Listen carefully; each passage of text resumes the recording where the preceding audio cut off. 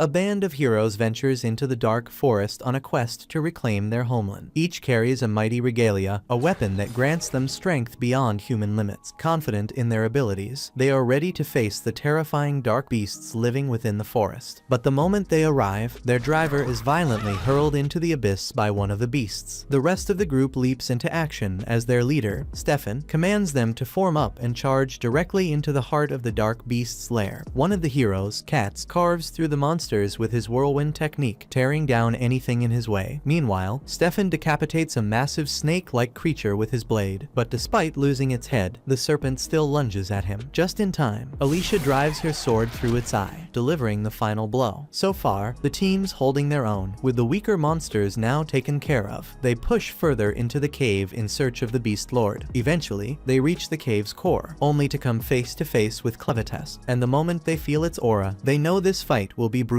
The sheer pressure radiating from the beast is overwhelming. Stefan remains confident that with their regalia and teamwork, they can take down anything, even a monster like this. But teamwork won't be enough this time. As they rush in to attack, Clevites swats Stefan into a wall with terrifying force. Panic sets in as the group realizes their strongest warrior has been killed. Still, the tank steps up. Convinced he can turn the tide, he leaps into the air to strike, only to be instantly decapitated before his blade even comes down. The rest of the team is finally starting to grasp that a head-on fight isn't going to work, but by then, it's already too late to retreat. Clevites has started eliminating them one by one using his tail. Confusion spreads among the group as they struggle to understand how he's moving so fast. That's when Alicia notices that the attacks are coming from their own shadows. She quickly shouts for everyone to jump, hoping to break the connection and put some space between them and the deadly strikes. Thanks to her quick reflexes, she deflects the beast's blow and stays alive. Unfortunately, the others aren't as fortunate. One of the remaining heroes tries to summon an earth dragon golem by driving his spear into the ground, but it becomes clear the ground is under Clevites's control. As a result, the summoning fails, and several tails erupt from the earth, cutting him to pieces. The lance wielder attempts a full-on charge, hoping to overwhelm Clevites, but while he's desperately fighting for his life, Clevites calmly wonders how such fragile humans even made it into his domain. With little effort, he eliminates the remaining heroes, leaving only Alicia alive. She's been dodging non-stop, using her sword to stay just out of harm's way. After a relentless effort, she finally gets close enough to strike Clevites's horn, but even her most powerful blow barely leaves a mark. Meanwhile, Clevites remains lost in thought, baffled by the sheer foolishness of humans invading his domain after 1,000 years of peace. Still, if they insist on provoking him, he'll have to come up with a lasting way to keep them away. But first, he needs to handle Alicia. With a swift motion, he cuts her leg and sends her plummeting to her death. Not long after, Clevites shows up at the human kingdom, burning with vengeance. He had no intention of interfering with the human world, as long as they stayed out of his, but they couldn't resist trying to invade his territory based on what the heroes said before the battle. It was the king of Haydn who sent them. So now, Clevites intends to pay the king a visit and have a serious word with him about it. The kingdom's archers quickly respond to the threat and prepare to take down Clevites, but as expected, their arrows are completely useless against him. Still, despite the obvious gap in power, they keep firing as if it might somehow make a difference. Clevites originally planned to ignore the rest of the humans. He only came for the king, but now that they've chosen to attack him, he mercilessly cuts them down as he makes his way to the castle. The castle guards scramble to ready their defenses, turning their catapults toward Clevites, but just like the archers' attacks, their weapons are completely ineffective. Clevites tears through the castle walls like they're made of paper. Inside the castle, a guard rushes to warn the king about Clevites's assault, but the king has already heard the destruction unfolding outside and knows exactly what's happening. The heroes he sent clearly failed, and it's obvious now that the weapons of Haydn weren't ready to take down Clevites. He understands the Clevites is likely coming straight for him, and there's no point in trying to escape. Clevites would find him no matter where he went. Still, even if death is inevitable, the king is determined to seal off the forge and ensure the flames of Haydn never die out. Meanwhile, outside the castle, Clevites is confused by how weak these humans are compared to the heroes who confronted him earlier. At first, he assumed they might have undergone some kind of elite training, but after the castle's guards launch metal ballistas at him, he realizes that their strength came from their weapons. Reflecting on the battle, he remembers how Alicia's sword, despite doing minimal damage, managed to leave a mark on his horn, something that should have been impossible. Though humans are little more than insects to him, even an insect armed with such a weapon could could pose a threat. Realizing this, Clevitus decides he must investigate the source of their power. Meanwhile, deep within the castle, the king makes his way to inspect the forge of Haydn. But before he can do much, the walls around him start to tremble. Realizing that Clevitus is close, he quickly seals off the forge. Just moments later, Clevitus smashes through the castle roof with his tail, and the moment he lays eyes on the king, he calls him out directly. The king tries to maintain his composure, insisting that Clevitus has no right to address him so disrespectfully, but Clevitus quickly shuts him down, warning him to mind his tone, because if he truly wanted to, he could erase all of humanity in a heartbeat, and not just the people of Haydn, but those in the surrounding kingdoms too. He points out that he's spared the king so far, but even killing him wouldn't solve the problem. Eventually, another ruler would rise and once again threaten Clevitus's domain. So, Clevitus gives the king of Haydn a single chance to explain himself. He demands to know why the heroes were sent to attack him, but instead of offering a real answer, the king arrogantly says a beast like Clevitus could never comprehend anything. That's all Clevitus needs to hear. Without another word, he decapitates the king and begins plotting to erase humanity from existence. As he leaves the ruined city, Clevitus stumbles upon a crying baby whose mother has been trapped beneath collapsed rubble. Clevitus feels no pity for the child. He chooses to ignore it and keep walking. But then the dying mother calls out to him, begging Clevitus to save her baby. Clevitus is taken aback by the mother's request. He reminds her that he was the one who destroyed the kingdom and has already resolved to exterminate all humans. Then, why would he ever spare a human child? The mother acknowledges his reasoning, yet she argues that even if the adults brought his wrath upon themselves, her child is innocent and doesn't deserve to die. Clevitus mentions that to him all humans are equally worthless, so her argument pointless. Still, he asks if she can prove that the child has any value. The mother realizes she has no way of convincing Clevitus, especially with her death fast approaching. Still, she vows that if he spares the baby, he'll one day see its true value for himself. Shortly after, she passes away, and Clevitus leaves without a hint of emotion. Yet, he eventually returns for the child, suggesting that her final words did leave an impression on him. He's still uncertain whether taking the baby is a wise decision, but given how brief a human life is compared to his own, he figures it won't make much of a difference. Driven by curiosity, he decides to take care of the child for now. In the land of Edthia, 5 humanoid races coexist. The first are the Duns, a kingdom renowned for their architectural prowess and tactics. Next are the Orgites, a people known for their expertise in hunting and medicine. The Sladens are aquatic beings, adept at swimming and fishing. Then there are the Benti, a barbaric race inhabiting the wastelands. They are powerful individuals, but hopeless at cooperation, even in dire circumstances. And lastly, there is the kingdom of Haydnians, the most ancient of the humanoid races, masters of weapon forging, creators of the legendary blades of Haydn. While Edthia is vast, the world beyond its borders is shrouded in endless darkness, home to the dark beasts and their 4 lords, including the fearsome Clevitus. Because of this, no human has ever ventured beyond Edthia's edges. Back in his cave, Clevitus brings the baby along with him. After frightening off all the beasts to ensure the child doesn't get eaten, he lies down beside him to rest. However, he's unsure what to do next. He could share some of his energy to keep the baby healthy and avoid the risk of him dying anytime soon. But at the moment, the baby is covered in poop. Clevitus didn't plan on dealing with something like this, so without hesitation, he picks up the baby and drops him into a pit full of insects. The baby bursts into tears instantly, but Clevitus calmly tells him there's no danger. The insects only feed on poop. He put the baby in there to get him cleaned up. Still, that doesn't make the experience less terrifying. Even after pulling the baby out, the crying doesn't stop, and Clevitus is quickly growing tired of the non-stop noise. Still, as a dark beast lord, he can't just abandon the choice he's made. But if the child is going to survive, he'll need a human caretaker. So, Clevitus heads over to the corpses of the heroes he defeated, hoping one of them might still be of some use. A short while later, Alicia regains consciousness and finds herself gazing up at the sky, confused because she distinctly remembers dying. She starts to question whether she's in the afterlife, but when she notices Clevitus nearby, she realizes she's still inside his cave. Out of reflex, she reaches for her sword, only for Clevitus to inform her that he already tossed all the weapons and the bodies of her comrades into the depths of the crevasse. He explains that she seemed like she might be useful, so he chose to bring her back to life. At this point, Alicia is essentially a walking corpse, only able to move because of the dark energy Clevitus infused into her. He then orders her to be useful and produce some milk to feed the baby. It takes her a moment to fully grasp what he just demanded. demanded, but it's clear he's serious, and it's not a request. He genuinely needs the milk. Without waiting for her consent, he uses his powers to make her obey. But after several minutes of trying to feed the baby, Clevites eventually comes to the conclusion that it's not working. Alicia points out the obvious: she's a virgin who's never had a child, so of course she can't produce milk. She also questions why someone like him would even bother trying to keep a baby alive in the first place. Clevites has no interest in justifying himself to Alicia, but since she can't produce milk, he'll have to find another use for her. The baby won't die, not as long as he sustains it with his energy, but its hunger will never be satisfied. Frustrated, he demands to know if Alicia has any other way to obtain milk. Alicia can't go against Clevites' order, so she informs him that the baby will need a wet nurse for feeding. However, that means traveling to a human town, something that would definitely spark fear given his current appearance. To avoid this, Clevites chooses to take on a human form. He adopts the same appearance as the child's mother and decides to go by the name Clen, naming the baby Luna. Clen then asks Alicia to show him the way to the nearest village, but before they set off, they stop so Alicia can clean Luna's blanket. As Alicia washes the blanket, she notices that it bears the royal crest of Haydn. Meanwhile, in the ruins of what once was Haydn, word of the devastation has already spread. A scout is dispatched to check on the aftermath and is stunned by the destruction caused by just one dark beast. This only reinforces his belief that attacking one of the beast lords was a reckless decision from the start. The timing couldn't have been more unfortunate, as the attack happened on the very day the crown princess was meant to escape the kingdom with her son. Outside the kingdom, a group of soldiers from the kingdom of Duns waits, ready to take advantage of the situation. They decide to invade Haydn and take control of the forge before any other nation can claim it. Back at the river, Alicia questions Clen, demanding to know if he was aware that Luna belonged to the royal family when he took the child. Clen, however, is completely confused and says he has no idea what she's referring to. Alicia then explains that the blanket Luna was wrapped in bore the royal emblem, something only the royal family is permitted to use. Thinking back, Clen recalls that he found Luna beneath the castle debris, which does line up with her being royalty. Still, this revelation doesn't affect his plan going forward. Alicia questions what he means by the rubble of the castle. Clen casually replies that he was the one who destroyed Haydn and killed the king the last night. Alicia is in shock, struggling to believe that Haydn is truly gone, but Clen reminds her that they were the ones who ambushed him first. To him, it's no major concern, but Alicia insists it's a huge deal. If Clen really did wipe out Haydn, and Luna is the only surviving royal, then countless people will soon be coming after him. Clen doesn't understand why. Alicia goes on to explain that only members of the Haydn royal family possess the ability to use the unique forging techniques behind the creation of Haydn weapons. But as soon as the words leave her mouth, she realizes she's said too much. Up until now, Clen hadn't really considered what he planned to do with Luna. But if the child is truly that significant, then Clen figures he wouldn't mind turning him into the new king of the humans. That way, he could manipulate everything from the shadows, and if the humans ever crossed the line again, he'd have the perfect position to crush them completely. For now, they still need to find some milk for Luna, so Clen tells Alicia to hurry up. Alicia still doesn't understand why Clen is so fixated on the child, but one thing is clear: if anything were to happen to Luna, Clen would likely wipe out every human on the continent. With that in mind, Alicia knows she has to protect him no matter what. But just as Clen becomes distracted, a bandit sneaks up from behind, and before Clen can react, she's struck and knocked unconscious. Several hours later, Alicia regains consciousness and realizes she's shackled inside a moving carriage. Clen, relieved that she's awake, casually explains that they were captured earlier. However, he's not too concerned about it at the moment because Luna is currently asleep. Alicia, however, is deeply worried, mainly because she can't figure out how the bandits managed to overpower Clen so easily. She asks if he becomes as weak as an ordinary human in this form, but Clen explains that's not the case. He still possesses all his powers. It's just that this is his first time taking on a human form, and he hadn't realized how delicate the human skull actually is. Clen assures her that now that he understands his body's limitations, no one will catch him off guard again. Alicia is relieved, but if he's already regained his full strength, she wonders why he hasn't freed them yet. Clen explains that he's currently playing the role of an ordinary human. Until he successfully crowns Luna as king, he prefers to keep his true nature hidden. Moreover, one of his motivations for this entire ordeal is to study human behavior, and he's particularly curious curious to witness humanity's darker side firsthand. With that in mind, he's still confused about the situation, so he turns to Alicia for an explanation. Alicia explains to Clem that they were ambushed by bandits, the scum of society. Judging by the current circumstances, it seems the bandits plan to sell all the captives to a slave merchant. Clem wants to know how powerful these bandits actually are. Alicia replies that, in terms of human strength, they're not particularly strong. However, they won't hesitate to use underhanded tactics, which makes them difficult to handle. She reassures Clem that most humans aren't as sinister as these bandits, so he shouldn't judge all of humanity based on their actions. After reaching the bandit camp, the prisoners are ordered out of the carriage. One man, unwilling to be sold into slavery, attempts an escape, but with his wrists bound and legs slowed by chains, he doesn't get far. The bandits catch sight of the man attempting to flee. One of them quickly pulls out a knife and hurls it into the man's back, killing him in the spot. The bold bandit then warns that anyone who dares to escape or defy them will suffer the same fate. Fear grips the rest of the slaves so tightly that none of them have the courage to resist. Clem is fascinated by the unfolding situation. Just as he and Alicia are about to move on, a bandit approaches and orders Alicia to go with him. Clem allows her to be taken, curious to see how events will unfold. Suddenly, a woman shouts at him for not working. Since Clem is now considered a slave, he decides to comply and walks over to her. However, the moment she notices he's carrying a baby, she begins calling for someone named Nell. Nell is the overworked and somewhat clumsy slave at the tavern, stuck doing all the toughest chores. When Carm shouts for her, she stumbles and falls. Carm scolds her for dropping the sheets everywhere, and Nell quickly apologizes. Despite the mishap, Carm orders Nell to take care of the baby. The moment Nell lays eyes on Luna, her face brightens. She absolutely adores babies. At the same time, Alicia is taken to the office of the bandits' leader, Vroko. However, Vroko immediately scolds his subordinates for not addressing him as boss. While the other bandits assume he's just messing around, Vroko insists he means it. If they won't recognize him as their leader, he'll have no choice but to unleash his pet, Betty. Alicia is stunned to learn that Vroko has gotten his hands on a troll, a fearsome dark beast from the west. What shocks her even more is that he's managed to tame it into a loyal companion. Just then, Vroko takes out the bag of crystals that Alicia had on her when she was captured. He points out that these crystals are only found in Luna Mountain, a region controlled by Clevites, one of the four lords of dark beasts. That means there's no way a regular person could have obtained them or even gotten anywhere near the place. He is aware that the Kingdom of Haydn recently dispatched a team of heroes to fight Clevites, but according to reports, they were all defeated. Vroko also recalls that among them was a woman resembling Alicia. He notes how Clevites ravaged Haydn following the hero's failure, causing immense tragedy for its people. However, for the Ravens bandit group, this turn of events was the most favorable outcome they could have wished for. Vroko draws a red sword, leaving Alicia shocked. She can't believe someone like him wields a monohydrite sword. He brags about how these swords, forged from that rare metal, grant immense power to their users. However, he admits he's never experienced that surge of strength himself, because the one he holds is a fake. Only members of the royal family can craft true magic swords. Vroko explains to Alicia that their bandit group deals in two main trades, slaves and counterfeit magic swords, as most people can't distinguish the fakes from the real ones. He mentions the rumors claiming the entire royal family was wiped out by Clevites. If that's the case, he adds, the value of genuine magic swords will shoot up incredibly fast. He claimed that the 13 regalia, personally crafted by the king before his death, would be worth a fortune, although they were believed to have been lost during the battle with Clevites. Vroko is confident that, with Alicia now under his control, he can track them down and sell them for massive profit. He orders the two to make her guide them to the regalia in the morning after that. They can do whatever they please with her. While this is happening, Clem is working as a tavern servant. Nell is occupied with feeding Luna, so he's staying out of trouble, until a bandit storms over, shouting at Nell to fetch him more beer. She sets Luna down and obeys, but despite her compliance, the bandit still lashes out, kicking her in the back. Next, another bandit shouts at Clem to bring him some meat. Clem complies without hesitation, serving the meat without a word of protest. The bandits are taken aback by how obedient he is, convinced he'll make an excellent slave. However, Carm remains uneasy. There's something about him that feels off. The horn on his head led her to believe he might have Orgite blood, but his skin is far too pale for that, and his emotionless eyes don't match that of a normal boy. Meanwhile, Nell is quietly carrying the beer when one of the bandits deliberately trips her.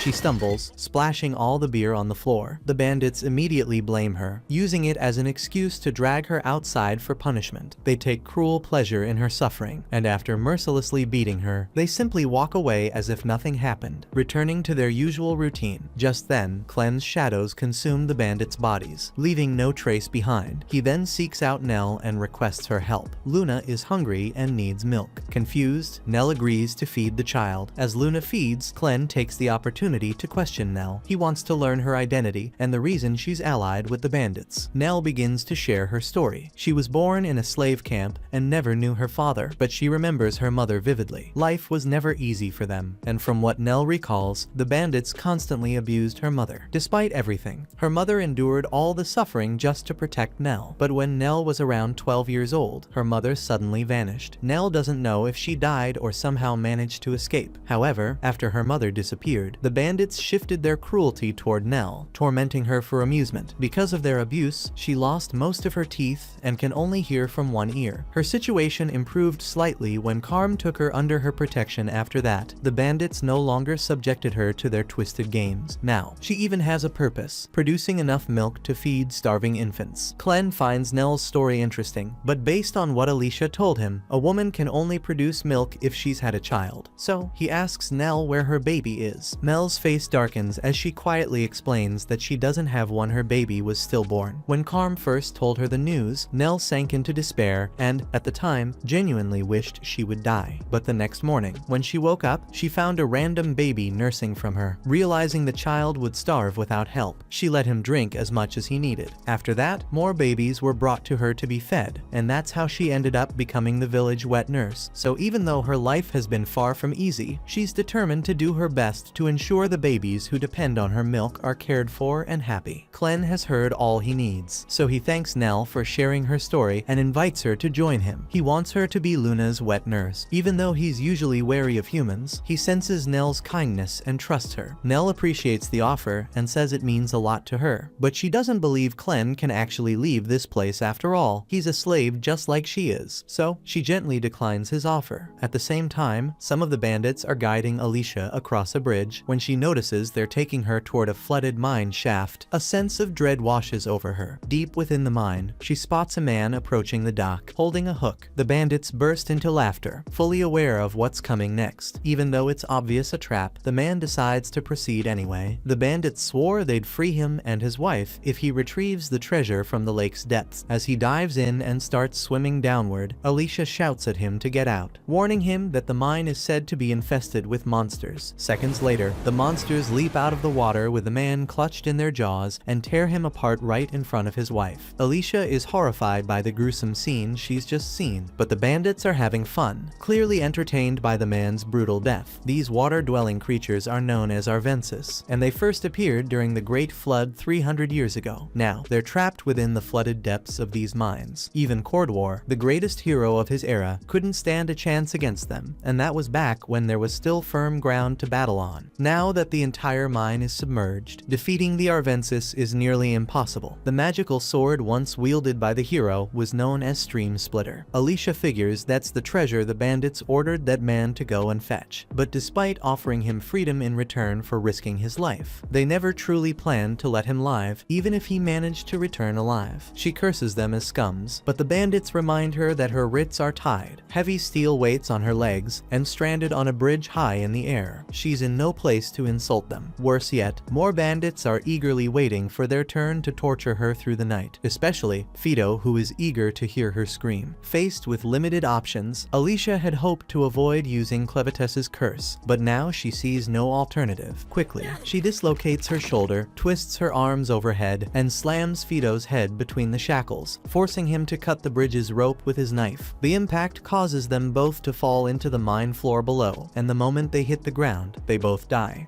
When the bandits see Alicia's corpse below, they begin to panic. They needed her alive to guide them to the 13 lost regalia. Meanwhile, deep in the cave, Alicia awakens, kept alive only by the immortality curse Clevetes placed upon her. Though the curse prevents her from dying, it doesn't heal her wounds. Now, broken and bleeding, she lies completely paralyzed, helpless. Every bone in her body is shattered, and with so much blood lost, escape is impossible on her own. Worse yet, if the bandits discover she's still alive, she'll be in even in greater danger. She starts to struggle, trying to move, until the blood leaking from her body floats into the air, and suddenly, Clevitus materializes before her. Alicia is stunned to see him in such a small form, but he explains that it's because he's using the blood magic within her to manifest himself. That same magical blood is what's keeping her immortal body alive. If she loses all of it, she'll die for good. However, Clevitus assures her that as long as she remains valuable to him, he'll replenish all the blood in her body. Once that happens, she should eventually recover from her injuries. Alicia is relieved to hear that, but she quickly realizes that Clevitus still hasn't begun healing her. Curious, she asks what's holding him back. Clevitus replies that he will get to it, but first, he has something to ask her. He explains that he recently found someone ideal to serve as Luna's wet nurse. Despite being a demon, he could clearly see that Nell was being treated poorly here, so he gave her an opportunity to leave and start a better life caring for Luna. However, Nell outright refused. Clevitus asks Alicia if she has any clue why Nell would reject such a good offer. From Alicia's perspective, it's likely because Nell sees him as a slave who couldn't possibly keep his word. Groups like these bandits don't simply let people walk away, and those who do manage to flee usually end up being hunted down. Having grown up in this kind of environment, Nell probably believes that true freedom is completely out of reach for her. Clevitus asks if there's any way to fix the situation, and Alicia believes the simplest solution would be to eliminate all the bandits in the camp. If no one's left to chase after Nell, she'd be far more likely to accept Clevitus's offer. Alicia adds that, given how powerful he is, it should be no problem for him to wipe out the entire group on his own. But Clevitus refuses, saying he can't take that risk. If word got out that he left the mountain, others might see it as a chance to invade his territory while he's away. Instead, he wants Alicia to handle it, pointing out that it would be completely natural for a hero like her to wipe out a bandit group. Alicia starts to object, but Clevitus interrupts and tells her to just get it done, then immediately fills her with blood to heal her body. The bandits eventually descend to the mine's depths in search of Alicia's corpse. However, when they find her, they're terrified to see her body twisted in unnatural, grotesque ways. As every snapped bone realigns and her flesh knits itself back together, she's racked with unbearable pain. Yet, when the transformation is complete, she is fully healed. The bandits can't comprehend how she survived such a deadly fall, but their focus remains on forcing her to lead them to the 13 regalia. They know she's a hero, so they stay wary, yet they believe overwhelming her will be enough. But one impatient bandit rushes ahead, attacking Alicia with a stab to the shoulder.